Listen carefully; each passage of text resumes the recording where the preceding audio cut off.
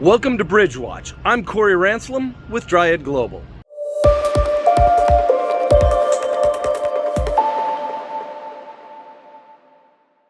I'm Corey Ranslem with Dryad Global. This week on Bridge Watch, we are talking about HRAs, or high-risk areas.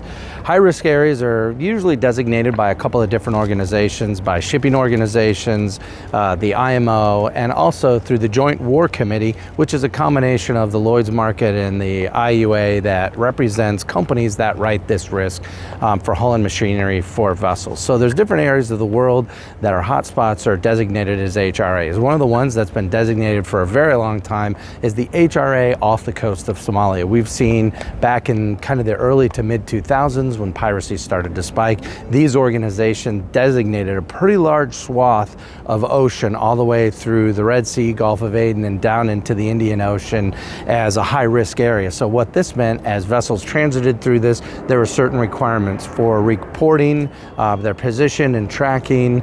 Also, there were requirements by flag state, increased what was called best management practices, and also there was an increase in premiums, and vessels were required to carry war risk. So that's one of the HRAs that's been in place for a fairly long time.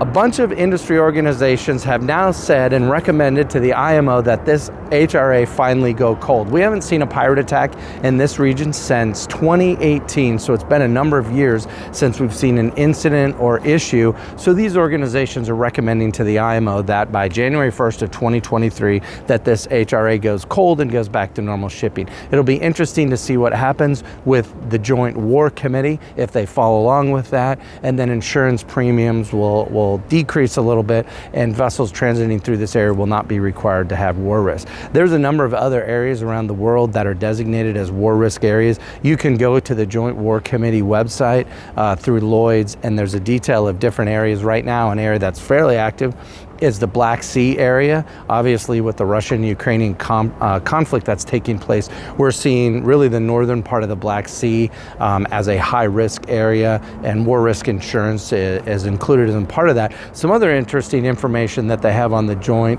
War Committee website is all of the details of the Ukraine, Russia, Turkey grain corridor. So how do ships move in and out of this HRA? What are the requirements? That's also detailed on the Joint War Committee.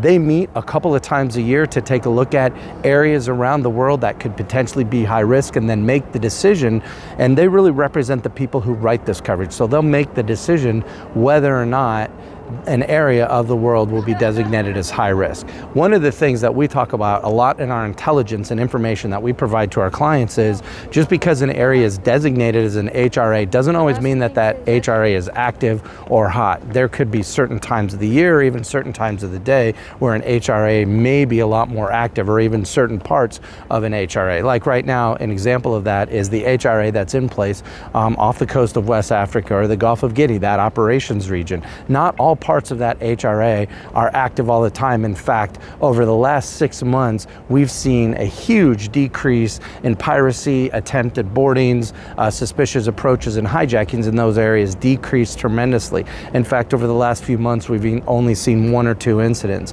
and they're pretty isolated to one area. So as you look at HRAs, just because an area is designated as an HRA, it doesn't mean that it's a high-risk area for the entire region for you to transit in and out of it. And one of the things we always recommend is make sure that you have a good risk intelligence source and reporting to give you a transit risk assessment when you're moving in and out of these areas, to give you an idea of which areas are hot and which areas you may be able to transit through with a little bit lower risk.